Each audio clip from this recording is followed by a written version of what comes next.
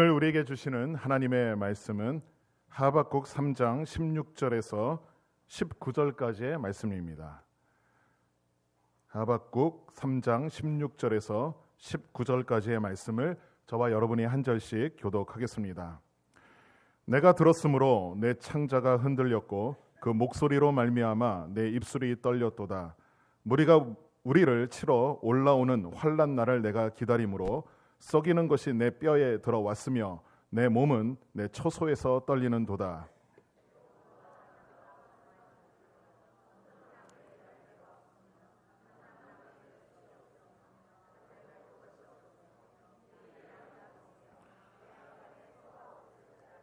나는 여호와로 말미암아 즐거워하며 나의 구원의 하나님으로 말미암아 기뻐하리로다.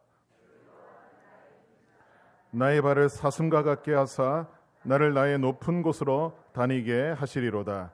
이 노래는 지휘하는 사람을 위하여 내 수금에 맞춘 것이니라. 아멘. 할렐루야. 아멘. 요즘 우리가 많이 듣는 말 중에서 역발상이라는 단어 개념이 있습니다. 이 역발상이라는 것은 이제 역으로 거꾸로 생각하는 거죠. 일반적인 생각이 있어요. 일반적인 보편적인 생각 그 반대 속에 오히려 문제 해결과 또 좋은 결과가 있을 수 있다라는 뜻으로 많이 사용됩니다. 특별히 이 역발상이라는 단어는 이제 좀 경제나 이런 마케팅 분야에서 많이 사용하죠. 이제 주식 같은 것들 투자할 때 역발상의 투자라는 말을 많이 씁니다. 그러니까 주식이 주가가 막 떨어지면 일반적인 생각은 어떻습니까? 빨리 팔아야죠. 더 떨어지기 전에. 그런데 역발상으로 바로 이때가 떨어질 요때가 오히려 투자할 때다. 뭐 이렇게 생각하고 투자하는 그런 사람을 이제 역발상의 투자자다 이렇게 이야기를 합니다. 광고 마케팅에서도 많이 씁니다. 전혀 생각하지 않았던 여성 제품인데 남자가 광고 모델로 등장하는. 그래서 오히려 더 좋은 매출을 올리는 경우가 있습니다. LG전자가요 러시아에 에어컨을 이제 수출하려고 거대한 프로젝트를 세웠다고 합니다. 러시아는 추운 나라죠. 추운 나라에 에어컨이 필요할까라는 것이 일반적인 생각이었죠. 그런데 그것을 역발상으로 생각해서 이 러시아에도 여름이 온다라는 거죠. 요즘 러시아 월드컵 하잖아요. 네, 러시아도 여름에는 더워요. 그런데 추운 나라이기 때문에 더위를 더 참지 못한다 사람들이. 그래서 에어컨이 더 잘 팔릴 수 있다. 그래서 그것이 먹혀 들어갔죠. 그래서 에어컨 판매량이 러시아에서 매우 높았다고 합니다. 프랑스에서는요 맥도날드 햄버거 집이 햄버거 회사가 이런 광고 문구를 내세웠다고 합니다. 햄버거를 일주일에 한 번만 먹어라. 일주일에 한 번만. 근데 아니 일주일에 여러 번 먹어야지 매출이 올라갈 거 아닙니까? 근데 이제 여러 번 먹는 사람들은 한 번밖에 안 먹으면 오히려 떨어지지 않을까 했는데 일주일에 한 번도 맥도날드 햄버거를 먹지 않는 사람들이 있다고 합니다. 그 사람들이 훨씬 많은 거죠. 이 사람들이 한 번씩 먹기만 해도 엄청난 매출이 오른다는 거죠. 실제로 그것이 효과가 있었다라는 그런 보고도 있습니다. 이게 역발상이죠.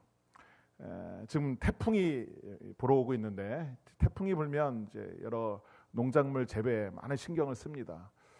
몇 년 전에 이제 일본에서 있었던 일인데요. 태풍이 불어서 사과 이제 농장을 하고 있는데 사과의 90%가 다 떨어진 거예요. 수확을 앞둔 사과의 90%가 다 떨어졌어요. 그래서 이 농민들이 이제 농사를 망쳤다고 우울해하고 이걸 어떻게 하느냐 이제 걱정하고 있는데 어느 한 농민이 90%는 떨어졌지만 달려있는 10%에 주목을 한 거죠. 그래서 이 10%는 떨어지지 않는 사과다. 그리고 이것은 합격 사과다. 이렇게 얘기를 하고 이 떨어지지 않은 10%의 사과를 아주 높은 가격에 판매를 해서 오히려 그 다른 해보다 더 매출이 많았다고 하는 그런 이야기도 전해지고 있습니다. 이렇듯이 우리가 생각만 달리하면 훨씬 더 좋은 결과를 가져올 수가 있는 거죠. 한 가지만 더 말씀드리면 이 에버영이라는 이제 노인들이 많이 다니는 회사가 있습니다. 사진을 한번 보여주시면 이제 노인들이 IT 기업입니다. 그런데 여기에 지원 자격은 55세 이상만 지원할 수 있습니다. 근데 처음에 이 회사가 무슨 일을 하느냐 하면은 이 네이버나 뭐 이런 일들 지도 같은 걸 보면 거리 뷰가 있어요. 그러면 이제 사람 얼굴이 나오고 자동차 번호판도 막 나오는데 이런 것들을 지워야 돼요. 그러니까 정보를 보호하기 위해서. 근데 이런 작업들이 굉장히 단순한 작업이지만 아주 힘든 거죠. 그래서 젊은 사람들을 이제 처음에 취업을 시켰더니 견디지를 못하는 거예요. 오히려 연세가 드는 사람들이 더 열심히 끈기를 가지고 일을 한다. 거기에 착안을 해서 아예 모집 대상을 이제 은퇴한 분들을 대상으로 모집을 했다고 합니다. 그래서 이것이 먹혀 들어갔죠. 그래서 여기 이 회사는 55세 이상만 지원해서 지금 많게는 83세, 평균 연령이 64세. 그래서 이제 엄청난 해마다 매출을 올리고 있죠. 그래서 직원도 처음에는 30명으로 시작해서 지금 3년이 지났는데 지금 약 600명 가량의 직원이 일을 하고 있다고 합니다. 그리고 보수 여러 가지 혜택도 아주 좋고, 그래서 이 노인들에게 있어서는 노인들에게 있어서는 IT의 삼성과도 같은 기업이다라고 지금 소문이 나고 있다고 합니다. 여러분들도 혹시 관심이 있으면 한번 지원해 보시길 바랍니다. 이것이 지금 노인들의 일자리 문제, 또 4차 산업혁명을 맞이하여 여러 가지 인력들 이제 수급난이 있는데 이것을 잘 해결한 좋은 예라고 할 수가 있습니다. 이렇듯이 우리의 생활 가운데, 우리의 삶 가운데 이 역발상이라는 것이 많이 도움이 되고 우리 가운데 쉽게 접하고 있는 개념이죠. 근데 우리가 믿는 하나님, 기독교도요, 사실은 역발상의 종교라고 할 수 있습니다. 우리가 믿음을 가질 때 이 역발상이 필요하다라는 거죠. 왜냐? 이 말씀이라는 것, 우리가 믿는 하나님, 이것은 일반적인 생각을 가지고 있는, 보편적인 생각을 가지고 있는 사람들이 사실 믿기가 쉽지 않다라는 것입니다. 우리가 하나님을 믿을 때 하나님을 믿는 것이 쉬운가요? 쉽지가 않아요. 왜 쉽지 않습니까? 하나님은 보이지 않아요. 보이지 않기 때문에 우리 많은 사람들은 눈에 보이는 것을 바라보고 보이는 것을 믿고 보이는 것을 따라갑니다. 그런데 보이지 않는 하나님을 어떻게 믿고 어떻게 따라갈 수 있습니까? 그래서 일반적으로 우리가 하나님을 믿기가, 또 이 말씀을 믿기가 쉽지가 않습니다. 그렇기 때문에 때로는 역발상이 필요하다는 거죠. 그것은 뭐냐? 하나님은 안 계시지, 보이지는 않지만 계신다라는 거죠. 살아계신다라는 거예요. 이게 확신이죠. 이 믿음이 있어야지 이 믿음의 눈으로 바라볼 때 하나님께서 진짜 살아계셔서 역사하시는가라는 것을 체험할 수 있는 겁니다. 이런 거죠. 하나님이 안 보이지만 만약 하나님이 살아계시다면, 이것이 역발상이죠. 살아계시다면. 그런데 실제로 살아계시다면 하면서 하나님을 믿을 때 하나님은 정말 살아계시고 하나님은 우리를 사랑하시고 우리의 삶을 인도해 주신다라는 사실들을 우리가 경험할 수가 있는 것입니다. 이게 성경에 있는 많은 인물들이 바로 그것을 경험한 거죠. 오늘날 치면 역발상을 통하여 성공한 사람들의 모든 삶의 모습이 이 안에 기록되어 있는 것입니다.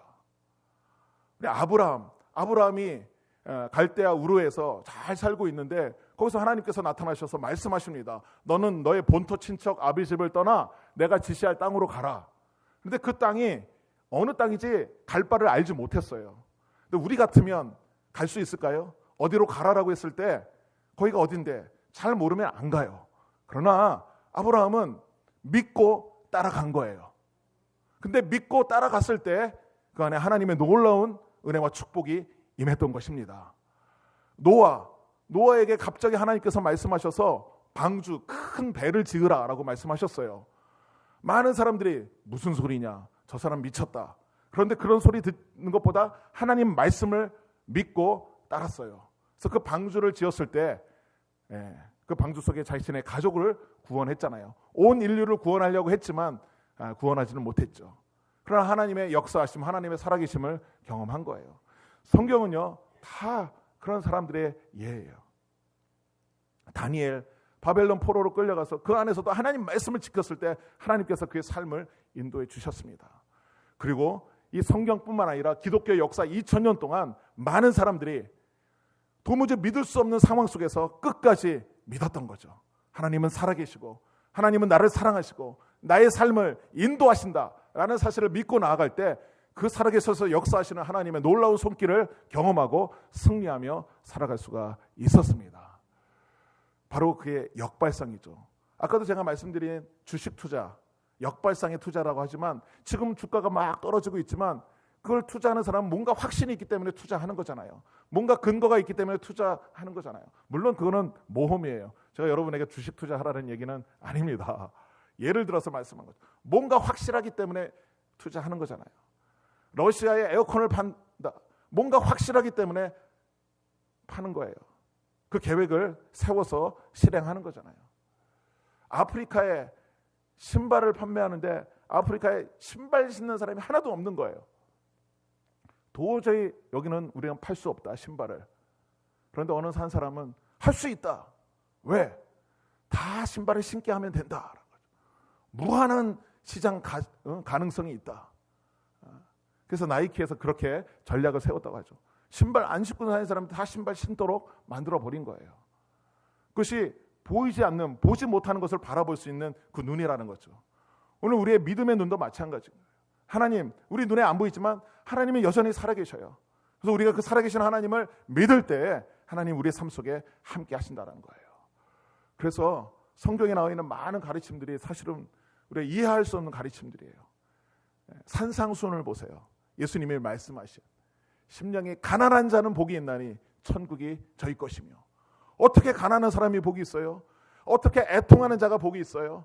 어떻게 핍박받는 자가 복이 있어요? 그런데 하나님은 그 애통하는 자, 가난한 자, 그 핍박받는 자 그 속에 함께 하시는 거예요. 그것을 믿고 나아갈 때 우리의 삶 속에 때로는 애통함이 있고 때로는 가난함이 있고 때로는 여러 가지 박해와 어려움이 있을 때 하나님이 그곳에 함께 하시는 걸 경험하는 거예요. 아, 하나님 살아계시구나. 하나님 나를 인도하시는구나. 이것을 경험하면서 우리는 믿음의 길로, 승리의 길로, 감사함의 길로 나아갈 수가 있는 것입니다. 그러므로 우리가 신앙의 역발상을 가지고 하나님을 잘 믿고 섬기시기를 간절히 바랍니다. 그런데 우리가 신앙의 역발상에서 정말 중요한 것이 바로 감사다라는 거죠. 이 감사. 이 감사는요, 우리가 기본적으로 무엇인가 주어질 때 어떤 조건이 충족될 때 감사하죠. 하나님께서 우리에게 그런 조건들을 많이 충족해 주셨습니다. 그렇죠. 우리가 먹고 마시고 입을 것들 많이 공급해 주셨잖아요. 지금 여기 계신 분들은 다 먹고 입고 잠잘 곳이 있는 분들이잖아요. 주신 것들에 대해서 우리 감사해야 돼요. 그런데 주시지 않는 것들에 대해서도 우리는 감사해야 된다는 거예요. 왜? 하나님은 나를 사랑하시기 때문에 지금은 이루어지지 않을지라도 앞으로 하나님께서 이루어 주시고 앞으로 인도해 주시고 좋은 결실을 맺게 해 주신다는 사실을 믿을 때에 감사할 수가 있는 것입니다. 현실은 어렵고 힘들고 낙심되고 절망이지만 그러나 그 하나님을 믿기에 오히려 감사할 수 있는 것이죠. 그래서 시편 43편을 보면요, 이제 시편 기자가 상황이 낙심하고 불안해한 상황이에요. 그런데 그 상황을 어떻게 극복합니까? 우리 함께 그 말씀 읽어보도록 하겠습니다. 내 영혼아, 내가 어찌하여 낙심하며 어찌하여 내 속에서 불안해하는가? 너는 하나님께 소망을 두라. 그가 나타나 도우심으로 말미암아 내가 여전히 찬송하리로다. 아멘. 바로 이런 믿음인 거죠. 지금 내 마음은 낙심하고 불안해하고 두려운 가운데 있습니다. 남들이 나를 공격하고 있고 내가 어떻게 죽음을 맞이할까? 내가 어떻게 당할까? 지금 심히 걱정되는 상황입니다. 그런데 하나님께 소망을 두라라는 거죠. 그 하나님께서 이제 도와주신다라는 거예요. 이 도와주심을 믿기 때문에 내가 오히려 찬양할 수 있는 것입니다. 찬양이 나오는 거예요. 낙심되고 불안한 상황이지만 찬양이 나오고 예배가 나올 수 있는 거예요. 이런 믿음의 삶을 살아가시기를 바랍니다. 그리고 바울과 실라, 우리 사도행전을 보면 복음을 전하다가 옥에 갇혔잖아요. 감옥에 갇히고 절망 가운데 있지만 그러나 절망하지 않고 어떻게 했습니까? 찬양하고 기도를 했죠. 하나님께서 능력을 베푸셔서 지진이 나면 그 옥문이 열리는 놀라운 역사가 일어났잖아요. 우리의 삶 속에서도 이런 역사가 일어날 줄로 믿습니다. 그리고 또 한 사람, 욥이 있어요. 이 욥은 고난받는 사람의 아주 상징적인 인물이죠. 그가 어떤 고난을 받습니까? 그가 소유한 모든 것을 다 잃어버렸어요. 소유한 모든 것을 다 잃어버렸다. 이것처럼 안타까운 고난이 어디 있습니까? 그런데 모든 것을 다 잃어버렸을 때 욥이 어떻게 하나님을 향해 고백합니까? 욥기 1장 20절부터 우리 함께 읽어보도록 하겠습니다. 욥이 일어나 겉옷을 찢고 머리털을 밀고 땅에 엎드려 예배하며 이르되 내가 모태에서 알몸으로 나왔사온즉 또한 알몸이 그리로 돌아가올지라. 주신 이도 여호와시요 거두신 이도 여호와시오니 여호와의 이름이 찬송을 받을지니라 하고 이 모든 일에 욥이 범죄하지 아니하고 하나님을 향하여 원망하지 아니하니라. 아멘. 모든 것을 잃어버렸을 때 얼마나 하나님을 원망할 수 있겠습니까? 그런데 하나님 원망하지 않았어요. 뭐라고 고백해요? 내가 알몸으로 나왔은즉 알몸으로 돌아갈 것이다. 주신 이도 하나님이시고 거두시는 이도 하나님이시다. 이 귀한 고백을 하고 오히려 하나님을 찬양하고 예배하는 거예요. 이런 고백을 우리 하나님이 얼마나 기뻐하실까 하는 거죠. 그래서 나중에는 엄청난 축복을 다시 허락하시잖아요. 바로 이것이 믿음의 삶이에요. 믿음의 역발상의 믿음을 가지고 사는 사람들의 모습인 거죠. 오늘 맥주감사 주일입니다. 하나님께서 우리의 삶을 인도해 주시고 우리에게 베풀어 주신 그 놀라운 것들에 감사하시기를 바랍니다. 특별히 올해 반년 동안에 하나님께서 허락하신 귀한 것들이 많이 있습니다. 이것에 대해서 정말 감사하시기를 바랍니다. 우리에게 주신 먹을 것, 입을 것, 우리에게 주신 가족들, 사랑하는 자녀들, 또한 우리의 주변의 환경들 얼마나 감사할 것이 많아요. 정말 감사하시기를 바라고요. 이루어지지 않은 것들에 대해서도 감사하시기를 바랍니다. 오늘 본문 말씀은 하박국 선지자의 고백이잖아요. 여기 보면 얼마나 어려운 상황이 있습니까? 모든 것이 무화과 나무 잎이 무성치 못하고 지금 이스라엘을 공격하려 오는 사람들이 있는 거예요. 지금 무리가 우리를 치러 올라오는 그 환난 날 그것을 바라보면서 지금 아무것도 열매가 없는 거예요. 그러나 감사하고 있잖아요. 찬양하고 있잖아요. 기뻐하고 즐거워하고 있잖아요. 무엇 때문에? 바로 하나님 때문에. 난 여호와로 말미암아 즐거워하며 나의 구원의 하나님으로 말미암아 기뻐하리로다. 이게 얼마나 귀한 고백입니까? 이 고백을 하시기를 바랍니다. 하나님 한 분만으로 기뻐하고 감사하고 만족할 수 있는 것. 월드컵 축구를 했잖아요. 월드컵에 우리나라가 참가한 것만으로도 얼마나 감사해요. 사실 우리나라 축구 피파 랭킹이 몇인지 아십니까? 57위예요. 그런데 월드컵에 참가한 나라는 32개국이에요. 57위가 32개국에 참여했어요. 그러니까 우리보다 더 순위가 앞선 나라가 참가하지 못한 나라도 있어요. 그 가운데는 이탈리아라는 엄청난 축구 강국도 우리랑 했던 스웨덴에 밀려갖고 참가하지 못했어요. 그 정도로 월드컵에 참여하기가 어려운데 우리 참가했잖아요. 그런데 우리보다 앞선 스웨덴은 24위고 멕시코는 15위. 대등하게 경기했잖아요. 그리고 마지막에는요. 세계 랭킹 1위를 이겼잖아요. 이게 엄청난 거예요. 엄청난 기쁨을 준 거예요. 그런데 뭐 우리나라 축구가 왜 이러냐 이렇게 얘기하는 분들이 많이 있더라고요. 물론 이제 뭐 축구협회나 이런 문제점이 있지만 감사하시기를 바랍니다. 우리가 월드컵 축구를 본 것만 해도 정말 우리의 주변에 우리의 삶을 돌아보면 감사할 것들이 너무나 많이 있어요. 이 모든 것들에 대해서 감사하시고, 그러나 아직 우리가 간절히 바라고 원하는 일이 이루어지지 않았을지라도, 내가 정말 얻고자 하는 것을 얻지 못했을지라도 감사하시길 바랍니다. 감사하며 나아가면 하나님은 언젠가는 복을 내려 주실 것입니다. 어떤 제가 아는 성도님이 좋은 회사에 취직을 했어요. 유명한 대기업인데 대기업에 취직했는데 취직하자마자 너무 힘들어하는 거예요. 그냥 매일 상사한테 꾸지람을 받는 거죠. 너무 스트레스 받고 그래서 이제 견딜 수가 없어서 한바탕 하고 이제 그냥 이 회사에서 나가버릴까 하다가 하나님께서 주신 마음, 내가 이 회사에 다니는 것만 해도 너무 감사한데, 그리고 저 상사가 나를 지금 꾸지람을 주는 것이 나의 발전을 위해서, 나의 부족함을 채우기 위해서 하는 건데 라는 마음이 들었다는 거죠. 그래서 한 번은 그 꾸지람 속에 아주 혼쭐이 나고 나서 좋은 말씀 해주셔서 감사합니다. 이렇게 얘기를 했다는 거죠. 그 상사가 아주 감동을 하고 그다음부터는 잘 해주더라는 거예요. 우리 삶 속에 지금 내가 감사할 수 있는 상황이 아닐지라도 감사하면 그렇게 좋은 일들이 이루어진다는 거죠. 꼭 무엇이 있어서 감사가 아니라 없을지라도.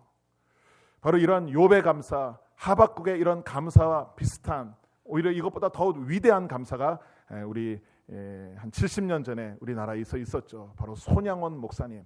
그분은 그의 아들 2명이 그때 여순 반란 사건 때 그 공산군, 자기 동네에 살았던 인물이죠. 자기 아들들과 친하게 지냈던 그런 사람인데 거기에 의해서 죽임을 당하죠. 순교했습니다.